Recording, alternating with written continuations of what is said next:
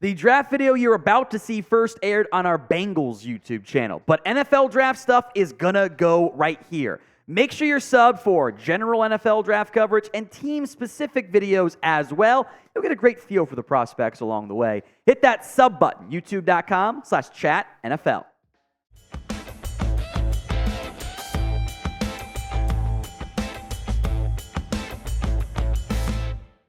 Welcome into Bengals Breakdown by Chat Sports. As promised, it is time to pay more attention to the 2024 NFL Draft. I would argue, whether you actively do it or just do it because you're not that talented and good enough without Joe Burrow, it's time for the Bengals to embrace the tank. I'm not saying you throw games on purpose, but the reality is the Bengals' playoff chances are basically zero. 3%.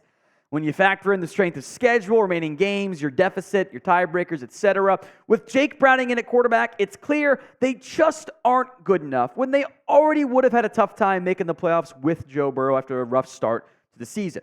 So I think it is time to focus on the 2024 campaign and try, as best as reasonably possible, to get the best draft pick. So do you think it's time to embrace the tank, knowing teams can't quite just turn it off and on, the competitiveness like that?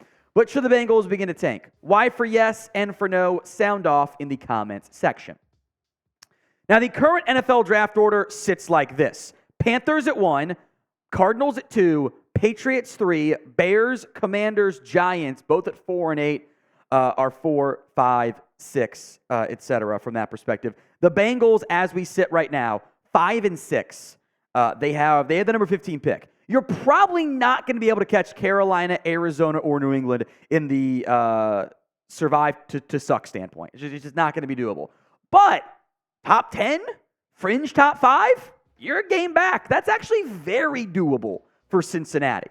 Now, before we break down some of the top draft targets, do make note, I'm taking the quarterbacks off the board here.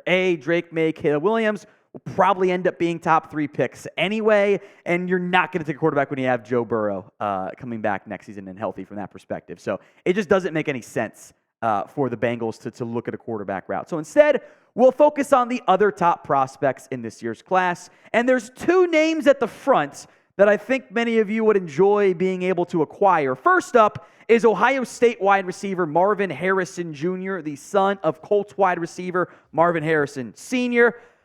He's awesome. I'll let you guys in on background from like my draft scouting process. I don't really get going like the nitty gritty stuff, like the full on major film evals until later in the season. Around this time, I kind of start to really dive in.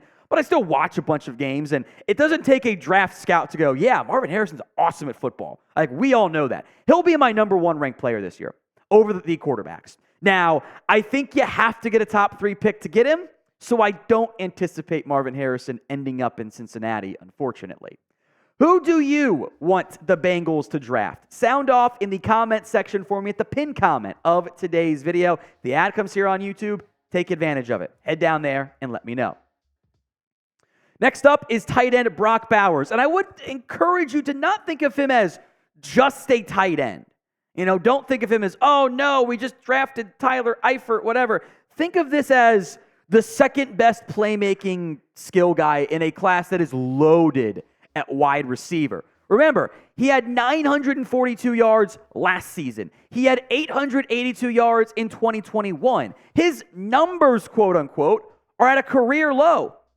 And he's been awesome this season because he missed some time with injury. He also, by the way, has 193 rushing yards and 5 scores because he's the rare tight end that can take jet sweeps and go to the house.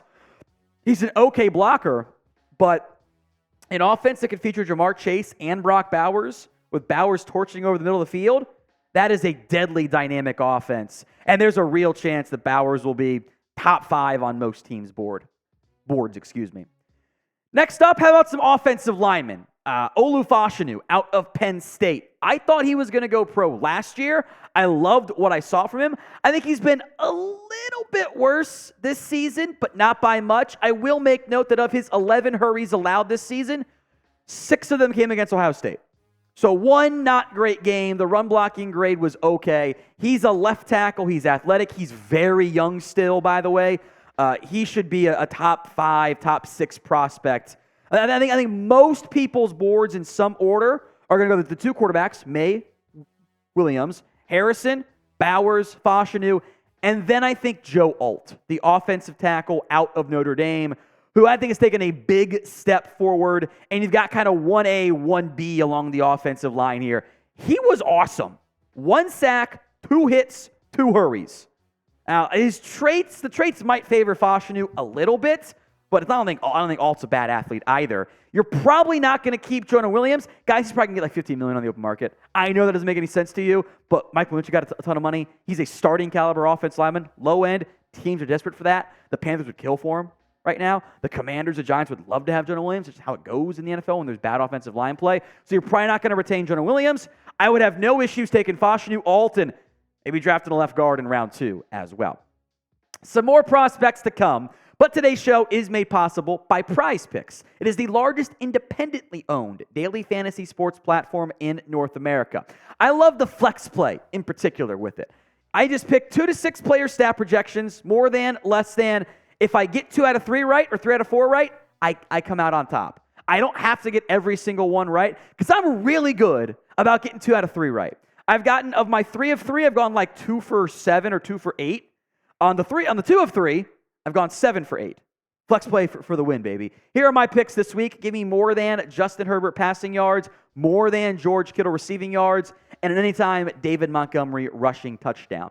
Go to prizepicks.com/CLNS and use code CLNS for a first deposit match up to $100. Link will be in the comments section and the description of today's show. That's prizepicks.com/CLNS and use code CLNS for a first deposit match up to $100. Now, after those big 4 prospects, that's why I want to get that top 6 pick, because I think those guys are going to be gone early.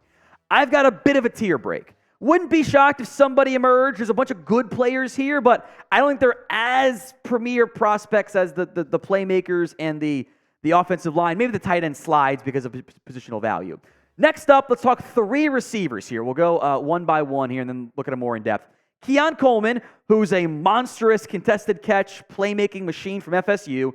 Odunze, who also kind of fits an X-receiver mold. These guys would be great replacements for T. Higgins. Premium investment, but they're awesome playmakers. And Malik Neighbors, you just want to keep that LSU train going. Get another Bayou Bengal up north to Cincinnati. All 3 of these guys have totally viable arguments to be the potential wide receiver 3 in this year's class. Wide receiver 2 in this year's class if we put Brock Bowers at tight end. Here are the numbers for Coleman, Odunze, and Neighbors. Now, Coleman's numbers aren't as impressive.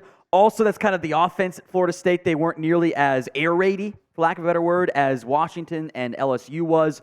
All 3 guys are awesome talents. I will not argue if you've got Coleman or Odunze or Neighbors at number 2 among receivers. It's kind of ice cream flavors. It's all good, except for mint. Mint is not an ice cream flavor. It is a toothpaste flavor. I digress. You pick one of them, you're adding a playmaker in a major way to your offense. So would you draft a wide receiver in round 1? This all assumes you don't retain T. Higgins. Maybe get a second-round pick trade? Late first? Possible. 1 for yes, 0 for no. Sound off in the comment section. Some non-receivers now. 2 edge rushers I want to make note of. Dallas Turner is not going to be for everyone. He's not the biggest guy. I think he holds up really well in run support anyway. Liatu Latu out of UCLA. Medical's a huge thing here. He has been awesome for UCLA. Pass rush always at a premium. You did just draft Myles Murphy. You always need more of those guys. Hendrickson cannot play forever. You can throw in maybe a Jerzon Newton from Illinois here at defensive tackle, but few players have been as disruptive this season as Latu has been for UCLA. 13 sacks, 21 and a half TFLs. There's one of him getting triple teamed against USC, iffy offensive line. Blew it up, got the sack anyway, or at least got the pressure. He has been awesome. Medical's got to be cleared. Turner's not that big. In general, I don't love the defensive class. You will see big boards out there that have maybe 1 or 2 guys among the defensive side of the ball in the top 10. Could be a Cooper DeJean, the cornerback from Iowa, Kool-Aid McKinstry. It's just not a loaded class on defense. Now, for more Bengals news, rumors, draft updates, free agency, and more, you have certainly come to the right place. Hit that sub button.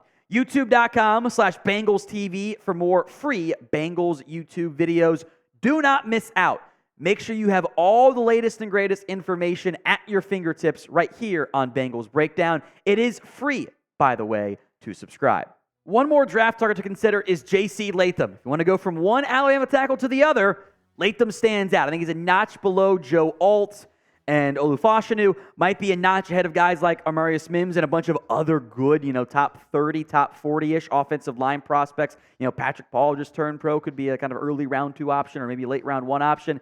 Latham's been solid for Alabama this year. He's a huge guy. And if you want to embrace, I still think the Bengals done kind of a weird job up front on their offensive line. Like, they tend to draft some more power blockers. I'd rather they embrace some more zone stuff, more athletic guys. But Latham fits the Orlando Brown mold of being a hulking monstrosity. Great run blocker, did not get beat very much in pass protection this season. I like what he brings. Not a top 5 pick, but if you're in that fringe top 10 range, could make sense for Cincinnati. So what is the Bengals' biggest draft need? Maybe it's just offensive line. Maybe it's receiver. Maybe it's a defensive piece. Sound off for me in the comment section right now.